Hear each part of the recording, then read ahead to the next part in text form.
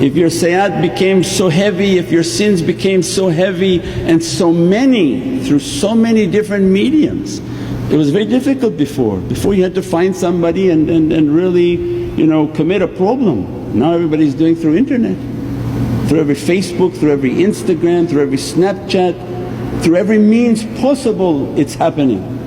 So at every direction there's a hole in the field of that believer, and they're succumb and they're overwhelmed by doubt, by difficulties, by problem. Rizq is going to be the first cut because no more barakah. Of course rizq is cut. If there's no barakah, there's no rizq. If there's no light and there's no energy, there's no will to do anything. There's no power in the prayer, there's no power in any action because the battery is being cut. When the battery is cut, what happens? The rabbit doesn't play anymore, the Duracell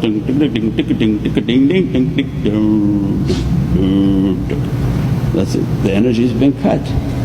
Then they come and say, oh I have so many problems. Of course you have so many problems, so many sins. So in this day and age what they want for us is that be vigilant of the self. This is the whole way, and the schools of adab, the schools of tariqah, they are the schools of vigilance. Waqf of the qalb, that let me to be vigilant of my heart and of myself, that if every action I'm doing, is it creating a sin? Because then there's going to be a negative energy that's going to attack me. You want your rizq to come up? Cut all these sins. You want all your energy to come up? Cut all the sins. You want everything that you want positive in your life and all your requests that you have from Allah is attack these sins. Our way is a way of silence, put a rock in your mouth. But nowadays it's not about talking, it's about typing. Put a rock on your hands. Before it was talking, so Sayyidina Abu Bakr Siddiq was teaching us, put a rock in your mouth at least 7 years until the secrets of Holy Qur'an open in your heart. But now there's a rock is not good enough, you need a straitjacket that can tie your fingers and your hands because the sin is coming through your fingers. People are talking through their hands now, just talking and typing all sorts of nonsense, and each one of them a sin, each one making Prophet to be upset. If Prophet is upset, the veil shuts. If the veil shuts, the person feels, I'm not feeling anything, why have to be with these people anymore?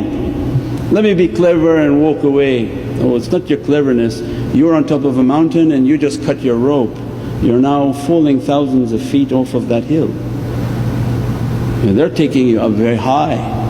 And each reality that you're moving up, you are closely tied and clinging to that rock, to that mountain. Don't you see you're thousands of feet off the ground and you think you're clever? No, shaitan is convincing you, cut your rope and fall to your death. And this is the era in which we live in. This is a reminder for anyone who thinks they became clever, you're no better than those people who are now coming against every madhab. They come against every sunnah, they come against everything until all that's left for them is to be partners and shareek with shaitan.